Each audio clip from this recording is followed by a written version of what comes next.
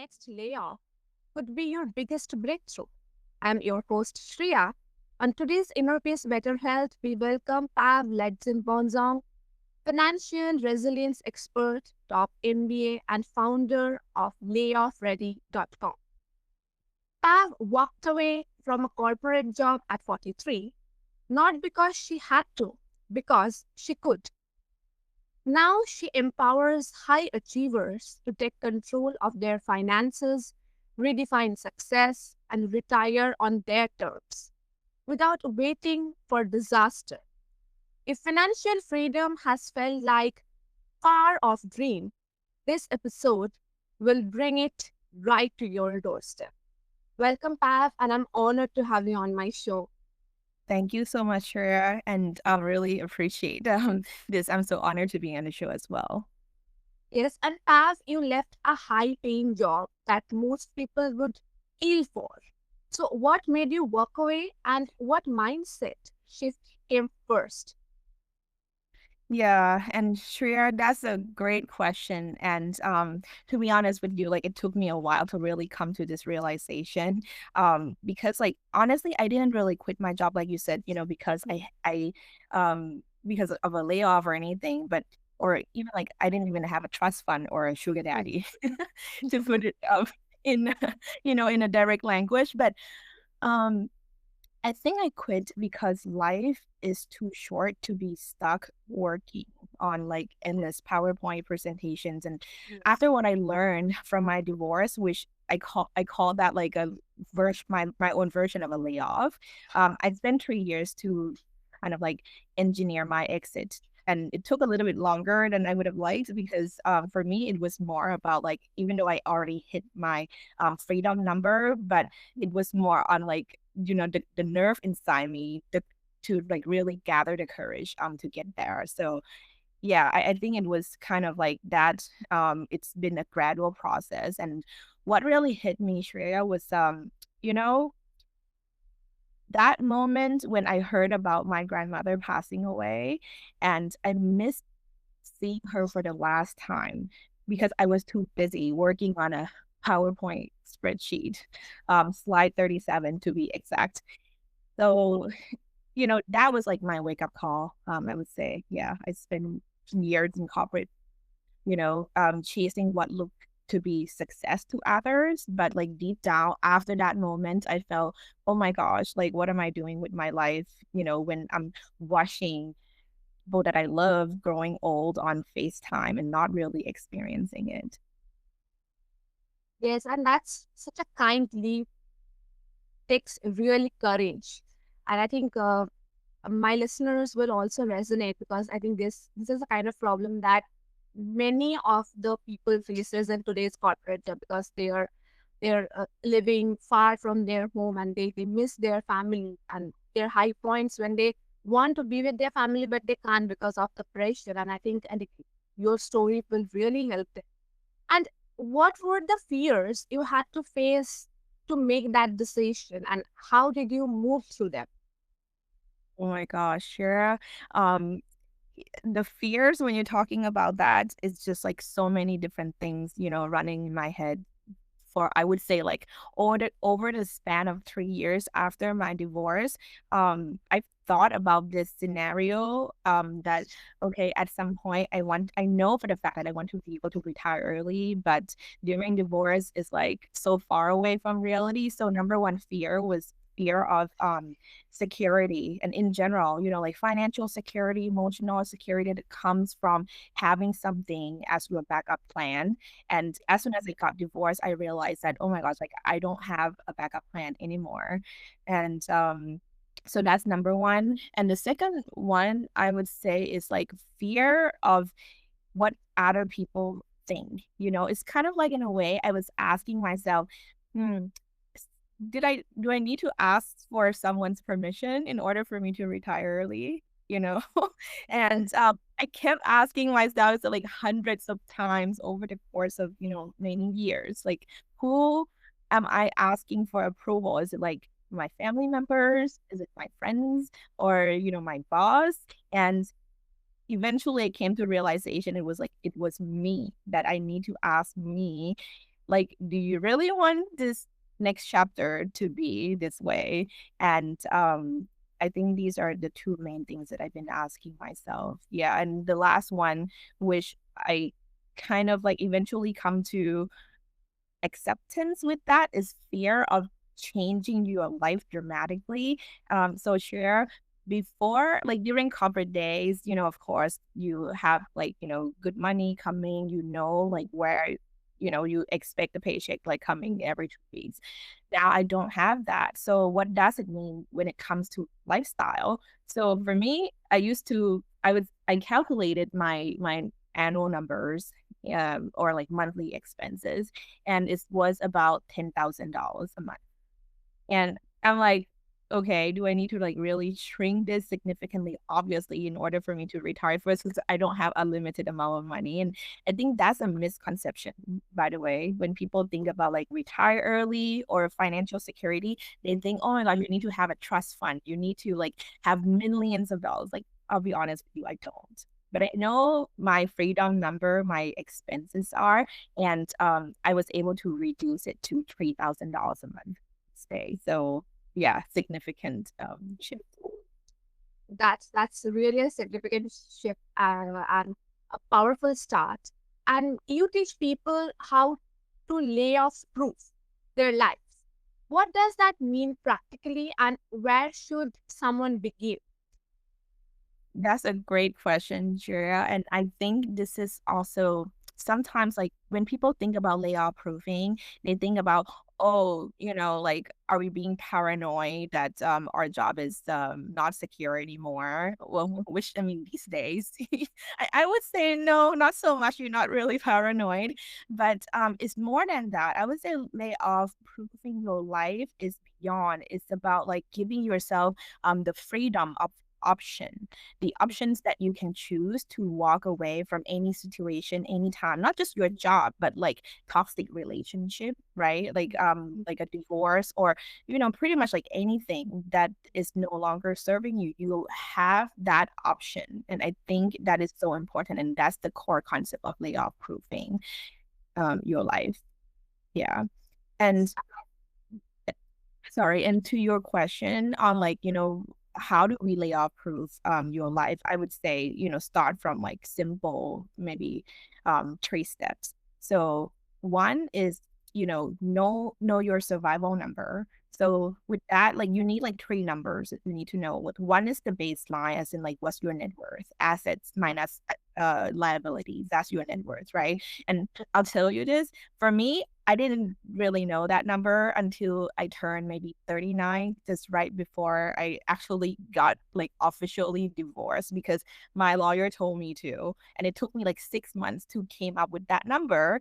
And which is crazy, because the 6 months that I spent was more like in my mind, just kind of going back and forth. Oh my God, like, do I want to get a divorce, or am I gonna go broke, blah, blah, blah, until I actually did it all in one day. That's the power of focus. So yeah, like one, the baseline number that you need to know, and then the second one is your, I call it the FU number, and people have the many different definitions of FU numbers. Some people is like, okay, like that means you have the FU money, millions of dollars that you can like do anything with. Some people talk about FU in a sense that like there are different level of FU. I would say the short term FU is more like 6 to 12 months of your monthly expenses that you are able to cover, so you can walk away from situation that really dimming your joy, and kind of in a way like say, hey, FU, I'm going by something like that. um and then the third number is the FIRE number. So FIRE stand for um financial independence, early retirement. So that's basically the amount of money that you need to invest in the market in order for you to be able to retire. So for me, I calculated my FIRE. My FIRE number is about like $901 million. And the reason I know that is because for my new lifestyle, for each month, it's gonna cost me between like 2,500 to like about $3,500 in order for me to like live uncomfortably. And that's basically your annual expenses divided by 4%. So the 4% is an average return from the market that you can withdraw safely. Because basically, when you invest the money in, like, say, stock market and different investment vehicles, the expected average return rate for 10 years, right, is about 10% each year annually. So when you draw the 4%, you still have some money, kind of buffer for inflation, and also kind of, like, using to for your expenses as well. So that was number one, but I wanted to stop there in case you have any other like question related questions on that, and it can go on to the other two bullets. Yes, yes. I want you to add many bullets, and you give all the insights to our listeners. Yeah. So I think for the second part, when I think about like layoff proofing my life, is also kind of like layoff proofing your income. Like, say, for example, you don't need to have like 10 different income streams in order for you to live comfortably. And if people say, and like sometimes when you watch on social media and you see like people go in there and say, oh, I do this and then I get X money from here. I have $200 from here, $1,000. Like, why are you extending your energy so much, to make peanuts? For me, I'm just thinking more about like, like maybe one or two income streams, something that you can leverage your existing skills, so that can help you to supplement your income, in case of the crisis. So it's more on like, okay, like, not emergency income. It doesn't have to be like your passion project, or doesn't have to be, a business that you are always dreaming of building. But for me, it's just like so simple as dog walking for my neighbors, and you'd be surprised how much you get from those. Uh, yeah.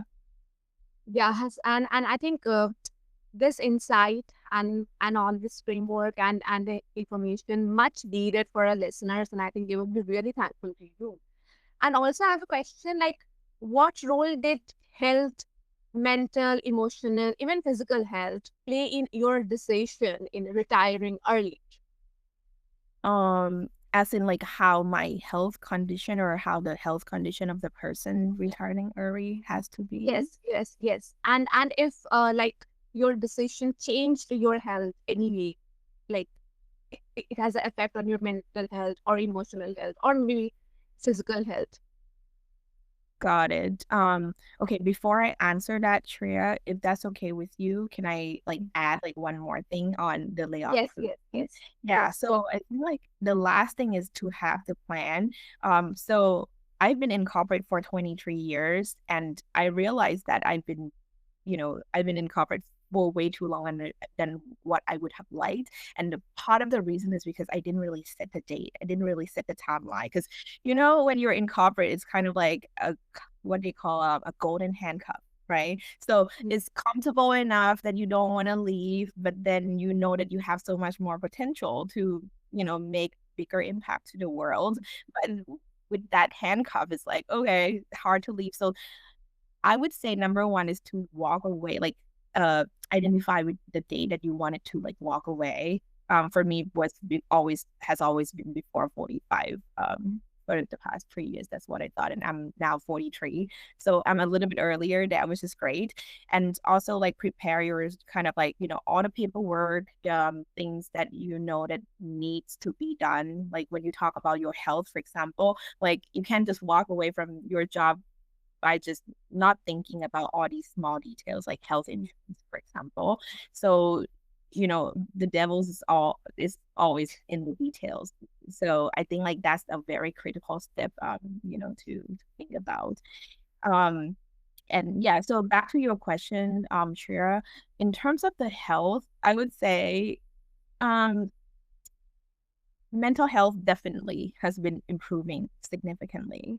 And I think that's for obvious reason, right? Like when you don't have the anxiety or the panic of, oh, Mm. tomorrow I need to do XYZ. I have this deadlines, and you are able to get good sleep and feel fully rested, then I think like that is so important. Yes. And these days and age, I at my age, I value my sleep way, way more than titles and money. That's number one. And when you ask about like, okay, how has my health in general impacted my decision, I would also like argue the other way. So like say for me, it actually has been improving. Even though I just want to be clear. Like I enjoy my job, everything was fine. I feel very fortunate to have a successful career, Mm. 23 years. And I know that that's pretty rare in Mm. these days. But had my health in general not been good, I would still thinking about, you know, like layoff proofing is also like inevitable thing that needs to be done either way, Yes. right? Yeah. Yes, and I think the insights you have shared are rarely often overlooked. So thank you for sharing that.